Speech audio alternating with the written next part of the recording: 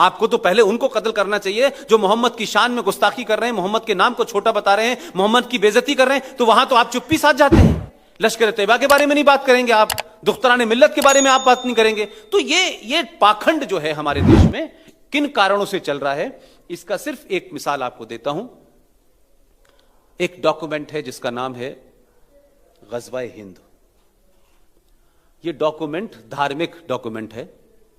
इस डॉक्यूमेंट का सिर्फ इतना ही मतलब है कि पूरी दुनिया में इस्लाम उस दिन कंप्लीट होगा जब भारत में इस्लाम की हुकूमत नाफिज होगी। और हम सब लोगों को, चाहे ईरान हो, इराक हो, सीरिया हो, लीबिया हो, पाकिस्तान हो, बांग्लादेश हो, हर उस सच्चे मुसलमान को इस गोल की प्राप्ति के लिए काम करना चाहिए। अब यह ग़ज़वा-ए हिंद भारत में ही नहीं लागू हो पा रहा। हम 5000 साल से ग़ज़वा-ए हिंद को देख रहे हैं। बुरे से बुरा दिन आया, 700 साल हम गुलाम भी रहे, हमारे चिन्हों को मिटा दिया गया, हमारे देवी देवताओं को मिटा दिया गया, मंदिरों को तोड़ के इस देश में 30 से 40 हजार मंदिरों को तोड़ा गया और ऊपर से गुम्मद को मुसलमान बना करके उसको मस्जिद बना दिया गया। तब भी हम उससे में नहीं आए, तब भी हमने दंगा नहीं किया, तब भी हमने झगड़ा नहीं किया। 70 साल से तो हिंदू इस देश में मेजॉरिटी में है।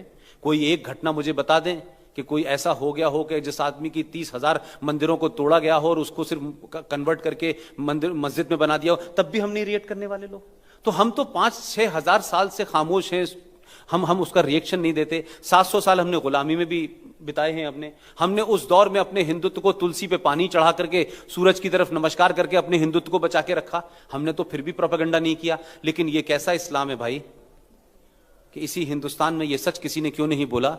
अगर कोई ईमानदार मुसलमान होता तो चौराहे पे खड़ा होता और कहता कि मैं पहला आदमी हूं कि इस्लाम में मस्जिद का कोई धार्मिक महत्व नहीं है। यह बात किसी मुसलमान ने नहीं बोली। बड़ा सेकुलर होगा, आपका दोस्त होगा, बड़ी बड़ी बातें करेगा, ईद पे गले मिलेगा, यहां होगा, वहां होगा, फलाना होगा, बड़े इंटेलेक्चुअल। लेकिन यह बात क्यों नहीं बताई? यह इसलिए नहीं बताई गई आपको कि जिहाद का, उस ग़ज़वा-ए हिंद का एक हिस्सा है मस्जिदों का विस्तार, उसका एक हिस्सा है कब्रिस्तान का विस्तार करना। कुरान के हिसाब से, इस्लाम के हिसाब से जो मज़ार है, जो आप कब्रें देखते हैं, ये हराम है। अब आप कहेंगे कि मैं ये ऐसी बात कह रहा हूं और पूरी दुनिया में ऐसा है। कुरान के हिसाब से, हदीस के हिसाब से जो शख्स जिनकी मौत हो गई है उनके आखिरी रसूमात आपको करने हैं, लास्ट राइट करने हैं, आप करिए, नमाज जनाजा पढ़ाइए और उनको जमीन में जैसे दफन करते हैं विधि विधान से करिए। लेकिन उस कब्र के ऊपर ईंट लगा करके बनाना, उस पे नाम लिखना, ये मोहम्मद साहब की कब्र है, ये राशिद की कब्र है, ये हराम है। वो ओवर द टाइम आपने मट्टी उस पर डाली है, वो मिट जाएगी, दुनिया चलती रहेगी। ये जो बनी हुई है हिंदुस्तान में कब्रें, इसलिए इन कब्रों के तोड़ने पे हिंदू मुस्लिम दंगा हो जाता है। कब्रिस्तानों के बहाने हिंदुस्तान में दंगा हो रहा है। इसलिए यह कहा गया, नैरेटिव फैलाया गया कि मंदिर भगवान का घर है और मस्जिद अल्लाह का घर है। तो अल्लाह तो है ही नहीं, उसका तो कोई रूप ही नहीं है, तो फिर वो मस्जिद में कैसे है? हमारे यहां तो भगवान का कंसेप्ट है, उसकी शक्ल है, सूरत है, हम वहां जाते हैं, उसकी प्राण प्रतिष्ठा करते हैं, लिहाजा मानते हैं। लेकिन इस नैरेटिव को जब सुप्रीम कोर्ट ने 24 साल के मुकदमे के बाद यह फैसला दिया कि इस्लाम में तो मस्जिद का कोई कंसेप्ट ही नहीं है, तो फिर मस्जिद शहीद कैसे होगी? फिर तो हिंदुस्तान में अगर भाईचारा बना के रखना है और सही सेकुलरिज्म को जिंदा रखना है, सही गंगा जमुना तहजीब को रखना है, तो मेरा ये रिक्वेस्ट नहीं है, बल्कि मेरा ये आह्वान है उन लोगों से कि हिंदुस्तान में अब कोई हिंदू मुस्लिम भाईचारा उस वक्त तक नहीं हो सकता जब तक इस देश के मुसलमान खुद निकलें और जो उनके पूर्वज, जिनके नाम लेने में वो फख्र करते हैं, जिनको टेलीविजन पे बैठ के कहते हैं कि औरंगजेब वली अल्लाह था, औरंगजेब हमारा हीरो था, उन हीरोज ने इस हिंदुस्तान में 30,000 मंदिरों को तोड़ के उनकी मस्जिदें बनाई हुई हैं, ऊपर से गुम्मद रखती है सीधा। अगर ये मुसलमान सच्चे हैं और इस देश में परमानेंट भाईचारा होना है तो कुछ हमारी तकलीफों को समझें और निकलें, उन 30,000 मस्जिदों को तोड़ें और कहें कि ये हिंदू भाइयों की हैं, इनको हमारे पूर्वजों ने तोड़ा था, उन्होंने गलती की थी, अब हम ठीक कर रहे हैं, क्योंकि हमें इस मुल्क में रहना है, एक साथ रहना है, भाई भाई बन के रहना है, तब मैं मानूंगा। नहीं तो ये फ्रॉड चलता रहेगा। गंगा जमुना तहजीब, तुम हमारे भाई हो, हम तुम्हारे भाई हैं, लेकिन हम तुम्हारे मंदिर भी तोड़ेंगे, हम तुम्हारी लड़कियों को जिहाद के तहत लव जिहाद में भी फंसाएंगे, हम ये तमाम सारी चीजें करेंगे, लेकिन तुम्हें चुप रहना है और हमें सब कुछ करना है। तो ये एक तरफा कार्रवाई नहीं होगी। ये एक तरफा कार्रवाई बंद होना हुई, उसी के चलते आप देखें, दो छोटी छोटी बातें कह रहा हूं जो कल परसों की घटना है। दूरदर्शन के ऊपर आता था सत्यम शिवम सुंदरम। हम में से किसी, आप पुरानी जनरेशन वालों को पता होगा, कोई बता सकता है वो किस दिन गायब हो गया? एक दिन यकायक वो सत्यम शिवम सुंदरम इस देश की सेकुलर सरकारों के दौर में आया और यकायक सत्यम शिवम सुंदरम गायब हो गया, क्योंकि वो कम्युनल हो गया। वंदे मातरम तो पहले से कम्युनल था, वो तो 47 से कम्युनल था, लेकिन अभी हाल में एक कमाल की चीज हुई है, और वो कमाल की चीज ये है कि केंद्रीय विद्यालयों का नाम आपने सुना होगा, पूरे देश में है वो केंद्रीय विद्यालय। अब उस केंद्रीय विद्यालयों में क्या हुआ साहब कि ये कहा गया कि ये जो क्या बोलते हैं इसको, उसका जो लोगो है, केंद्रीय विद्यालय का जो लोगो है, वो देखिए, मेरी बहुत ज्यादा हिंदी अच्छी नहीं है, अस्तो मां सदम सदम समय है ना, राइट, यही है ना, सदगम है, तमसो मां ज्योतिमय गमे। सुप्रीम कोर्ट में एक महान शख्स गए, कहा कि देखिए, केंद्रीय विद्यालयों के अंदर बच्चों को पहले से ही हिंदू शिक्षा दी जा रही है, इनका हिंदूकरण किया जा रहा है, जबकि इस सरकार का कोई मतलब नहीं था उससे, ये तो पहले से केंद्रीय विद्यालय का लोगो था। सुप्रीम कोर्ट में भी बड़े बड़े विद्वान बैठे हुए हैं, वो 370 के भी विद्वान हैं, 35 के भी हैं, वो रोहिंग्या, उनको सब कुछ आता है। उन्होंने कहा यस, इट्स वेरी डेंजरस, और उन्होंने ऑर्डर पास कर दिया कि सरकार तत्काल प्रभाव से इसको हटाए। अब इसका अर्थ क्या है, ये तो मैं समझता हूं कि आप सब लोग जानते हैं। इसमें लाया था उसका सिर्फ यही मतलब है, अस्तो मां सद में गया का मतलब यह है, take me from untruth to truth, और दूसरी लाइन का मतलब है कि take me from darkness to light. अब ये सांप्रदायिक हो गया इस देश के अंदर।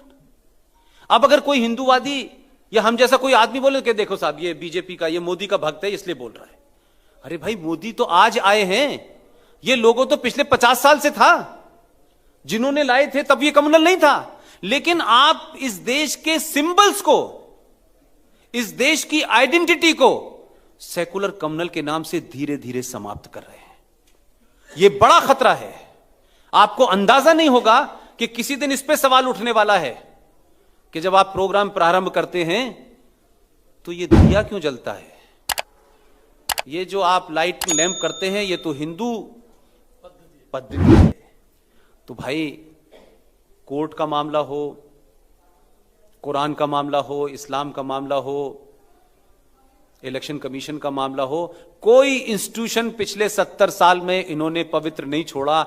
हर जगह ऐसे लोग बैठे हुए हैं जो कुछ अजीबोगरीब इंटरप्रिटेशन कर रहे हैं, अजीबोगरीब कर रहे हैं, और पूरे युवा को भटका दिया है। उनको जने क्या क्या ज्ञान दे दिया है, वो बेचारों की समझ ही नहीं आ रहा है। लेकिन जिस की समझ में आ रहा है, मुझसे बहुत लोग कहते हैं कि आप जिन लोगों को अपील करते हैं वो युवा तो आज की डेट में भटका हुआ है। मैंने कहा आप किस गलतफहमी में हैं। मैंने 5-6 महीने, 7-8 महीने पहले अपनी नौकरी छोड़ी और पूरी ताकत के साथ मैंने कहा कि ये नौकरी मैंने किस एजेंडे के तहत छोड़ी है, वो मेरा सिर्फ एक ही एजेंडा है कि चाहे कुरान हो, इस्लाम हो, मुसलमान हो, सुभाष चंद्र बोस हो, वीर सावरकर हो, जो भी होगा, जो है तथ्य, उस तथ्य को हमारी टीम खोजेगी और हम पूरी ताकत के साथ देश में फैलाएंगे। देखते हैं कितने लोग हमारे साथ आते हैं। और पिछले 1 साल में 1.25 करोड़ लोगों ने हमारी बातों को सुना है। 1.25 करोड़ लोग हमारे पीछे खड़े हुए हैं। अभी तो हमने कुछ भी नहीं किया।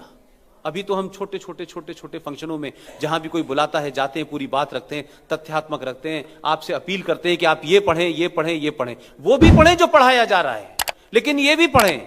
आज तो आर्गुमेंट का जमाना है, आज तो डिबेट का जमाना है। तो डिबेट करें ना, आप डिबेट करें, हर इशू के ऊपर डिबेट करें। आपको पता तो चलेगा कि आखिर क्या वजह है कि कुछ चीजों के बारे में बताई नहीं क्या आपको। तो मैंने कहा ना कि आप हर बार 15 अगस्त को झंडा फहरा देते हैं, कि भारत आज आजाद हुआ था। भारत 15 अगस्त को नहीं आजाद हुआ था, 15 अगस्त को तो भारत बटा था भाई। Prime minister Jawaharlal Nehru was the first prime minister of A divided India. और गांधी जी ने तो यह कहा था कि पाकिस्तान बनेगा और भारत के टुकड़े होंगे तो मेरी लाश पे होंगे। तो देश के तो टुकड़े हो गए, गांधी जी तो जिंदा थे उस वक्त। तो किसी पागल ने यह पूछ लिया कि भाई साहब आप तो कह रहे थे, मैं तो आपको यकीन करता था, मैं तो आपको भगवान की तरह मानता था, आपने तो यह कहा था कि मैं देश नहीं बटने दूंगा और मेरी लाश पे बटेगा। उसके इमोशन, उसका नेशनलिज्म इतना हाई था कि सन 47 में उसको लगा यार ये गांधी जी ने मेरे साथ झूठ क्यों बोला, और इतनी बड़ी घटना कर दी, किसी ने किसी से पूछा नहीं कि क्यों बटेगा। और भारत के विभाजन में एक पंजाब बट गया, एक बंगाल बट गया, बंगाल में उधर चला गया और पंजाब में इधर चला गया। और किसी ने यह नहीं पूछा कि भाई ये कैसे लाइन खींची जा रही है, इसका कोई मतलब है कि नहीं मतलब है, लोग इधर जाएंगे कैसे जाएंगे, लेकिन देश बट गया। तो उसने उठा के गांधी जी को मार दिया।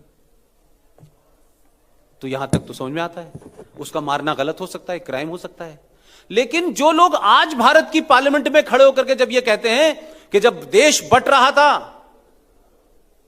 तो हम पाकिस्तान के साथ नहीं गए, हम जिन्ना की थ्योरी में नहीं हमने बिलीव किया, वो कौन लोग हैं? वो लोग हैं जिन्होंने हैदराबाद में रजाकारों की फोर्स बनाई थी और हैदराबाद को पाकिस्तान से मिलाने के लिए आपने हथियार उठाए, 1 लाख लोगों की सेना बनाई और भारतीय सेना के साथ लड़ी। वो लोग भारत के पार्लियामेंट होके कहते हैं कि हम जिन्ना के साथ नहीं गए।